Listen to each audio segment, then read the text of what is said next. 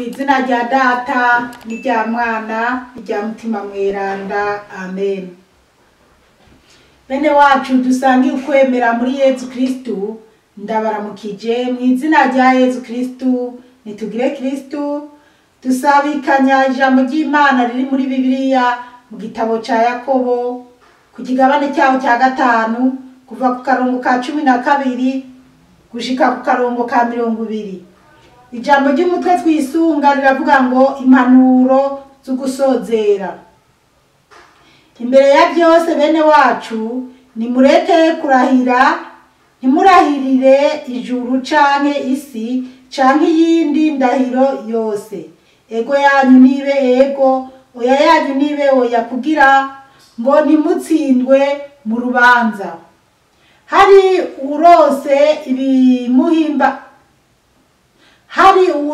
ibimubabaza muri mwebwe nasabe. Hari uroraniwe naririmbira Imana. Hari uwugwaye muri mwebwe nahamagare abakurambere b'Ekleziya baze kumusabira, bamusige amavuta ku izina ry'Umukama. Ico gisabisho kivuye ku kwemera kizokiza uwugwaye, kandi Umukama azomuruhura naho asanzwe yarakoze ibicumuro azobirekurirwa. Nimwemeranire rero ibicumuro byanyu, kandi musabiranire kugira ngo mubone gukira. Igisabisho c'umuntu w'intungane iyo kivuye ku mutima kirashobora byinshi. Eliya yari umuntu ameze nkatwe, kandi yarasabye ngo imvura ntigwe. Iraheza imara imyaka 3 n'amezi 6 itaguye. Asubiriye gusenga, ijuru rirekura imvura, isi iramera imirima yayo.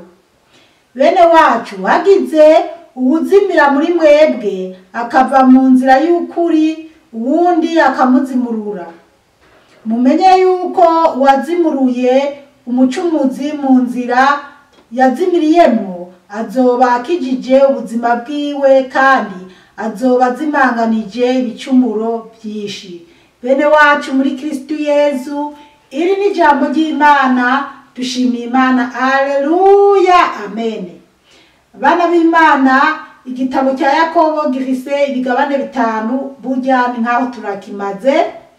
Reka tuzirikane rero aya majambo ya nyuma avuga ngo impanuro zo gusozera.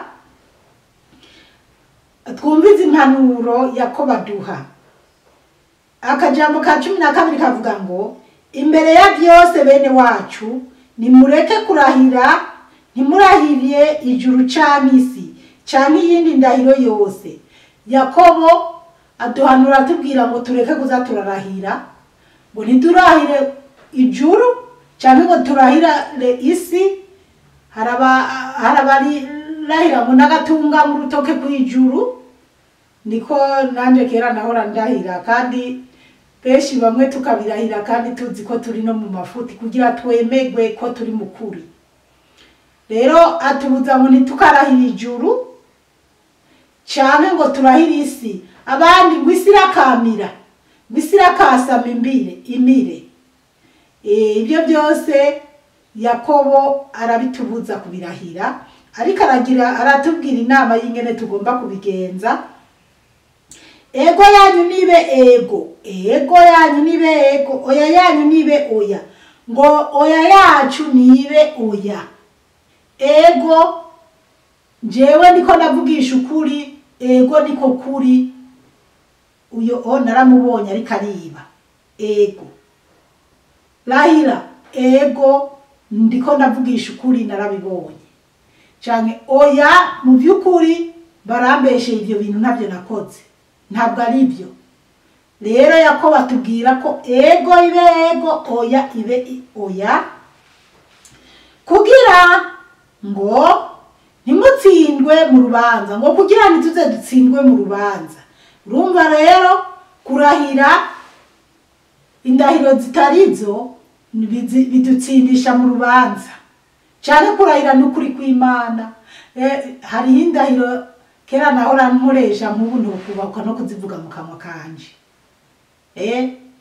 Hari indahiro nyinshi kandi n'ubu ndazi hariho abazirahira bakarahira ingoro y'Imana, bakarahira ibintu canke hariho abandi barahira ba nyina, barahira abishwa babo, barahira abana babo, ibintu nk'ivyo. Kandi bamwe ugasanga banabirahira banabesha.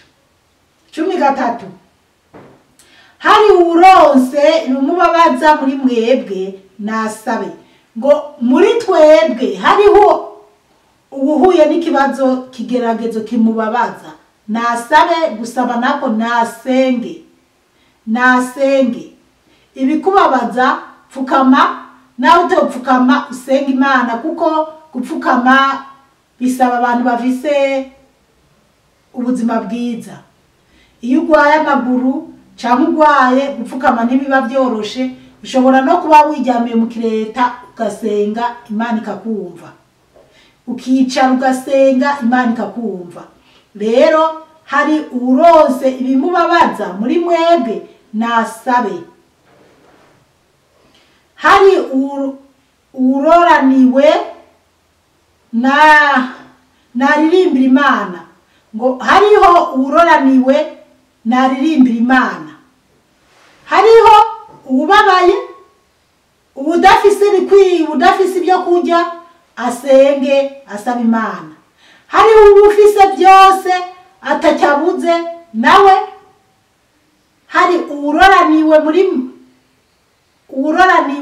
naririmbira Imana, ubufise ubunezerewe ngo naririmbira Imana, ushima Imana, uririmbira Imana kubera Imana yaguhaye ibyo wipfuza byose. Yezu ngo dusabe ibidukwiye uyu munsi, wabirose rero shima Imana, ririmbira Imana ko Imana yakugiriye neza.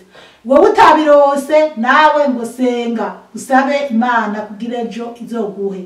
Yo uri kurasenga usaba ibyo kujya bigukwiye canke warose ibyo kujya uri kurasenga, jiye ndiko ndasengera injya muranca mwira Imana ati ibirose n'abatabifise canke abadashoboye kubironka uwo mwanya, Imana yo yitabura kubigenza nabibagirire neza nabo babironka, izobahe ejo ibahe ku mugoroba. 14 hari ubugwaye muri mwebwe nahamagare abakurambere b'Ekleziya baze kumusabira bamusige amavuta ku izina ry'Umukama. Ngo ubugwaye muri twebwe umuntu agwaye ahamagare abashinga naye canke abapatiri, abakurambere muri Ekleziya, abo nabo n'abapatiri canke abapatiri abapasteri. Ahamagara abapasteri, ahamagara abapatiri mu Bayisilamu nawe ngira boca bahamagara shehe, hanyuma baze bamusengere bamusiga amavuta. Uwo n'umuntu agwaye arabandanya kutubwira. 15 ico gisabisho kivuye ku kwemera kizokiza uwugwaye kandi Umukama azomuruhura, naho asanzwe yarakoze ibicumuro azobirekurirwa. Iyo gisabisho bana b'Imana hari abantu bamwe bapinga rero bijya bintu by'umuntu agwaye kwa muganga canke yagwariye muhira, hanyuma patiri akaza kumuhisiga ry'abagwaye. Bamwe ngo yango kirazira ngo gusengera ngo umuntu ngo canke kwatuza umuntu ngo ari kumfiro oya. Yakobo none harabivuga neza ko uwo muntu agwaye abagahamagara abakurambere ba Ekleziya bakaza kumusengera bakamusiga amavuta, icyo gisabisho kizomuhagukira canke nahatonakira, icyo gisabisho ngo kizotuma aja mu bwami bw'ijuru. Ubwo rero bana b'Imana mpora nivugira ati byoba byiza ko umuntu yaba yiteguye, hanyuma kandi ko umuntu agwaye akamara igihe agwaye canke akabagwaye abafise amahirwe yo kuzoja mu ijuru, kuko ashobora kubona ati uko biri kose ashobora kudakira, canke se akanavuga ati naho nonakira ko mbonye mvuye habireka nihane nigaye nirege ibyo nakoze byose nongere ngendere mu buntu bw'Imana. Hajya ku musego ushobora kuhakirira cyangwa ukanahapfira ariko witeguye. Cumbwira rero bamwe bahura n'impanuka batiteguye batazi ingene bizogenda. Twabibonye mu audio yo kwa mbere aho Yakobo avuga ati bipangira ibyabo ngo ejo ngo tuzofata ngo tugende ngo mu gihugu runaka tumare y'umwaka turiko turidandariza tuzokurayo inyungu. Ngo mbega ngo murazi ejo hanyu, murazi byejo canke iby'imbere. Rero ko Yakobo yatwigishije ibi byose kubera iki? Ntituzi biri imbere, ntituzi ejo bimeze gute. Ushobora gupfa utagwaye wari ukomeye, umuntu arashobora no guhanyuka ari kumwe n'abandi agaca wera. Niyo mpamvu dukwiye kwama twiteguye. Ntabwo abantu bose bagira amahirwe kuja mu bitaro ngo barondera abapatiri canke barondera abapasteri canke nyimbara abashehe ababigenewe, kuko umuntu yanagwaye ariko ageze kure naho atoba patiri canke reka mvuge ku bakatolika, naho patiri atoba hafi hakaba hari umuntu w'umukristo mu by'ukuri ubonamwo ibintu ukuri kw'Imana, uramuhamagara akaguhisiga ry'abagwaye, afise amazi ahezagiye akagusengera akakunywesha amazi ahezagiye, hanyuma kandi umukama akakubabarira. Bivana nawe mu mutima wawe ingene wizeye. Ahubwo hari ikintu kimwe wenda nanje ntasigukiwe hano, kubera hariho abantu bagwara bakaja muri koma ku buryo batamenya uwinjiye n'usohotse. Mbega abo bobo babahamagariye, mugabo umuryango waguhamagariye uza kugusengera, ndibaza Imana ishobora kukugirira ibintu, ariko hasa umutima w'umuntu agwaye cyangwa uwo muntu nyene niwe agomba kumva ati nkeneye kubandanya mu nzira ija mu ijuru. Ni byiza rero ko twoza twama dusukuye imitima yacu, kuko tutamenya igihe, imisi n'isaha. Jewe nkunda kwibwirira abantu ati jewe ni imyaka nzobaho ndayizi. Mu by'ukuri n'ukuri jewe umukama Imana yarampishuriye imyaka yanje yo kubaho mu isi, kandi narabibonye kubera mu mwaka uheze hariho ego mu mwaka uheze canke muri uwo mwaka nyene, mu mwaka uheze hari hamaze kuva ku imyaka 5 Imana yaranyeretse imyaka yavuyeko. Ubwo rero Imana iziranyereka ko uko biriko biragenda. Rero bana b'Imana, si iby'amahirwe ya bose kumenya igihe bazomara mu isi. Ibyo Imana ibihishurira bake babaho, ngira ni bake babaho kweri, kubera hari n'abambwira ngo nta numwe ngo azi imisi yiwe canke igihe azobaho. Ariko nyene jewe ndabizi nyene Imana yarabinyeretse. Turabandanya kandi ndashima Imana, kuko nari gushobora no kuvuga ati Imana yaranyeretse igihe nzobaho, reka nze nijajare nikoze ibyo nishakiye, ninahengera hageze hasigaye umwaka umwe nzoca nihana canke nzoca nubaha Imana. Oya, ahubwo ndashima Imana ko kuva icyo gihe numva koko nguma mfise muri jewe umuriro wo kuvuga ati imyaka ntakoreye Imana ubu ndayikorere. Kandi n'Imana ibimishurira nuko nariko nayisenga nkayibwira ni ndazi imyaka 40 maze, iyo sigaje ntayonzi. Ndagusabye rero iyo sigaje nzogukorere. Imana rero iciramishurira imyaka sigaje, kandi cyasanga imyaka sigaje ntabwo ari iyo myaka maze. Iyo maze niyo yari myinshi, iyo sigaje niyo yari mikeye.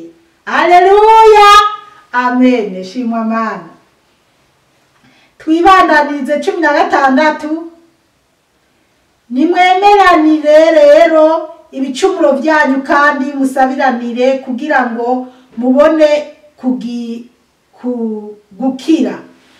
Ngo twemeranire ibicumuro byacu, nyimba waracumuye kuri mwene wanyu mubwiza ukuri umusaba imbabazi ngo tubone gukira. Jewe nigeze nacumura ku muntu ndagenda kumusaba imbabazi, ariko abantu benshi barantwenze. Ariko burya niko kuri, subiza hamwe n'uwo mwashize kubiri hakiriho amayira. Ndashimira Imana yanshoboye gusaba imbabazi abantu nacumuriyeko. Nawe saba imbabazi abo mutavuga rumwe canke abagucumuyeko. Igisabisho c'umuntu w'intungane iyo kivuye ku mutima kirashobora byinshi.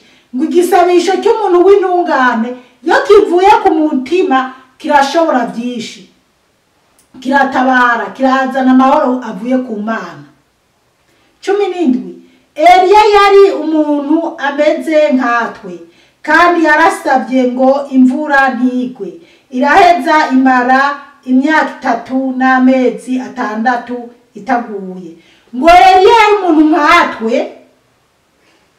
yarasenze Imana, imvura irahagarara imara imyaka 3 n'igice, imvura itari kiragwa. Murumva abana b'Imana, umuntu rero w'intungane nka Eliya arasenga Imana, arashobora gusenga Imana, imvura igahagarara canke ibintu runaka bigahagarara. Ni nukuri no ngaha mwisi dusenze Imana canke umuntu w'intungane, Imana irakura ibyago ibigiye kureka ngo Satani twitambika imbere. Buriya ngaha mwisi hari abantu bake cyane basenga, bituma Imana ishavu rihoshoka. Mu gihe hariho benshi bariko barababaza Imana, wewe ukaja imbere y'Imana ugasenga, Imana iragira neza, iranezerwa, ikabona ati yo ibuka Abrahamu avugana n'Imana, tese Mana niwagira Sodoma na Gomora ukasanga abantu 40 ko rurasantiki ngo yangu ntacyo ntigize, ngo ariko ngumbabarire n'ubundi ndacyabandanya, ngo mbega Mana niwahasanga 10 hoho biragenda gute, ngo ninahasanga 10 ngo Sodoma na Gomora ntacyo ndayigira. Mugabo Imana yarabahasanze, oya yahasanze Loti gusa, hanyuma Imana itikiza Sodoma na Gomora. Buriya rero bake barimo ngaha mwisi basenga Imana, Imana iragera ikavyura ikigongo, ikiyumvira ati reka menda baretse, kumbure na Zipora hari gihe yongarukira, kumbure na Maragarita hari gihe yogaruka, kumbure Misago na Manweri bazongarukira. Tugarukira Imana, tuze turasenga no mu mwanya w'abadasenga, kucyo tucuresha bugi Imana. Uko Satani afise uburakari bwo kuriturisi, Imana nayo iciba hafi ibandanye kudutabara. Twumvise ko icyo gikorwa Eliya yakoze. 18 haravuga ngo asubiriye gusenga, ijuru rirekura imvura isiramera imirima yayo. Eliya ngo yongeye gusenga, Imana irarekura imvura isiramera imirima, ibiharaga, amateke n'ibijumbu n'imyumbati n'ibigori birera. Rero natwe turiko turasenga, ariko umva ndanababwire, hari gihe Imana yereka ibintu abana bayo. Njewe hari gihe Imana nyereka ibintu. Mu gihe cyahera Imana yigeze yanyereka ibintu, inyeretse ibintu ndababara, ndasenga ndavuga ntari koko Mana uremeye koko mu gihugu cyacu cy'u Burundi ibi bintu mbonye bigiye kuba. Kandi hariho n'inyigisho nari natanze ndabivugako. Naramaze iminsi ndiko ndasenga, narasenga Imana, mbese narasenze Imana kabisa, nkuko nzi ko hariho n'abandi basenga. Hari nabo nabwiye ati yo jewe neretswe ibintu bibabazwe kuje ku gihugu cyacu, nukuri dusenga Imana, kumbura Imana hari gihe iyo bihindura. Uko biri kose rero ndabye ibintu by'intureka bimaze iminsi mu Burundi, uko nari narabyeretswe siko biriko biragenda, siko byagenze. kumbure Imana uko yari yabinyeretse ikomeze ibikure ahubwo yo nyene ihindure itugirire neza nyene idugirire neza mu Burundi bwacu. Bana b'Imana ukunda Burundi ntukajya mutabusengeye cyangwa ubyutse mu gitondo uri kurasenga usengera Burundi. Hari gihe wo kwijaja ati nibereye Australia nta ngozi ko ziravuga, nibereye muri Australia muri Amerika nkajyama, ariko bana b'Imana uri Umurundi komeza usengere igihugu cyacu kiza cy'u Burundi. Imana yo mwijuru buriya jewe mbwira Imana ni Imana zuribuka ko Burundi mwisi nzima ariko bwiyemeje kuvuga ngo buguha ikibanza cya mbere mu gihugu cyacu cy'u Burundi. Uzura twibabukira kw'iryo jambo gusa. Rero Imana ukwemera kumva ko uri kuravuga ati Imana niyo ya mbere, icyo Imana irakubona mu kwemera, Imana irabona yuko ugiye icyo cyubahiro. Rero dukomeze dusengere igihugu cyacu kiza cy'u Burundi, umukama gihene gutera imbere, umukama gihe kwera imirima neza, umukama gihe abana biga amahoro, abatama n'abatamakazi basinzire baryame, abajya imbogaboga bazirye ariko bijyamire no ku isi ku birago mugabo baronka amahoro barare neza. Tumvise rero Eliya ko yasenze imvura ikongera ikagwa 19 bene wacu hagize uzimira muri mwebwe akava mu nzira y'ukuri uwundi akamuzimurura ngo muri twebwe hagize ubuzimira mwene wanyu cyangwa inshuti yawe nyimubona ari karaja mu byisi musengere mubwiza ukuri tiyamara itware gutya nubwo benshi mutabyumva kimwe ariko bivuge mubwire.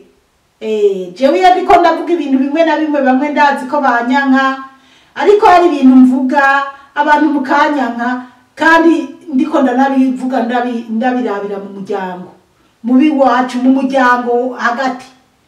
Mbwira bene wacu uti kubera iki umwana wawe ari karagira ibi nibi cyane, kubera iki wowe wagize ibi nibi, ibi bintu bimo yamara wumve ko Imana bitayinezera.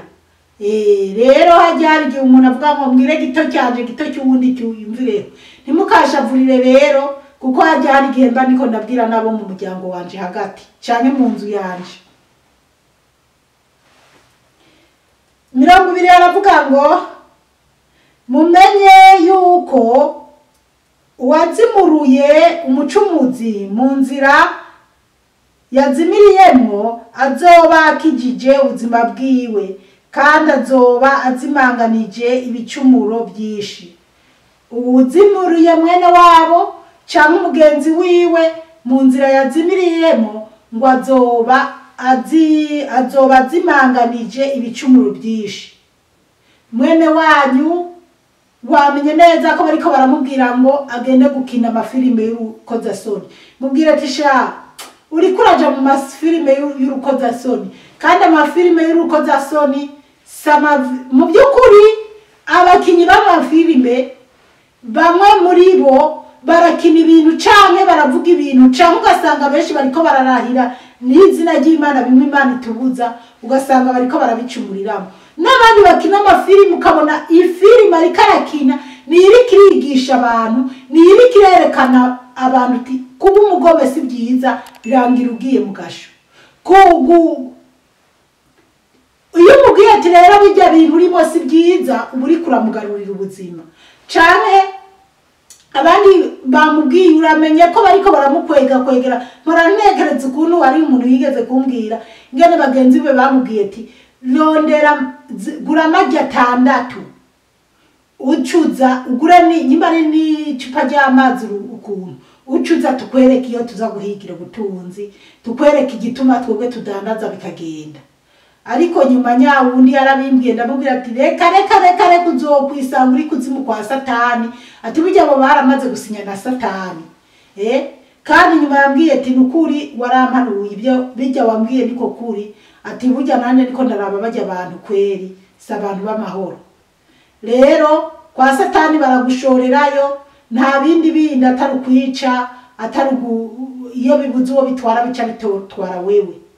Imana yo mu ijuru dutabare cyane. Rero igihe uzaba ugaruye mwene wanyu cyangwa inshuti yawe cyangwa nuko ndiko navuga ubutumwa, hari igihe mvuga ubutumwa bukagwa mu matwi y'umuntu nazo kwigerana nabona ntanazi, ariko Imana ikamugirira neza. Ciye nibuka muri minsi niwe nagiye kwa muganga, hanyuma mbona umuntu w'umuzungu ariko arambwira ngo ndamufashe gushika ahantu. Mugabo kubera nzi ko mu bazungu dapfa kunguruza umuntu cyangwa itabuze ibyo arimo, natambuka negeye imbere nkumva ati nkubu ubwosa ngo umuntu yarankeneye. Hanyuma nca ndagenda, nari namubwiye kandi koko sina ariko ndashaka kuja iyo yashaka kuja, ariko navuze ati oya reka ngende. Nca ndagenda ndamubwira okay ngo tugende, urama adresse yaho ugiye? Ngo yango je nipfuza ushikane amajana hakwivurira iriniri. Sawa. Aca yurira imodoka, mugabo aca atangura kurira ambwira ingorane afise zuko yahora asenga mugabo akaba yarikuye ku Mana. Hanyuma ntangura kumubwira ijambo ry'Imana, ndiko ndadrivinga imodoka ndiko ndamujana aho yambwiye. Aca nananyizeza ati ndamuhe adresse ahubwo azoza gusengera ku isengero ryo sengerako. Ndamubaza isengero yahorako arambarira, mugabo urumva ubu ni nkaho yoba ari karagaruka azarasengera muri Katolike. Ubwo uko niko Imana yabishatse sinzi, ariko naramubwiye ati Yezu aragukunda, mubwira ibintu ndamuremesha bituma ngira n'ingwara yarafise ngira yarakize. N'ubu rero arampamagara kanganiriza ibintu n'ibyo. Rero bana b'Imana, mwene wanyu umugenzi wawe uwo ari we wese Imana igusize imbere, mutabare umuzane mu nzira irikiraja mu ijuru, umurokorere ubuzima. Ngo uzobugize iki? Uzoba uzimanganije ibicumuro byinshi, nawe ubwawe ibicumuro byawe uzoba bizimanganije, n'ibicumuro by'uwo muntu uzoba bizimanganije, kuko Imana izoguharuramo ikintu gikomeye. Rero ntitukareke bene wacu canke bagenzi bacu ngo bagwe mu cyobo mu muriro udahera. Ubibona bivuge bakwanke, ariko wavuze ntihazobura abagaruka. Bana b'Imana, umukama Imana bahezagire cyane, mwarahezagiwe n'Imana, murakoze. Ku izina rya Data, rya Mwana, rya Mutima Mweranda, amen. Turagusenga Yezu, turakuninahaza.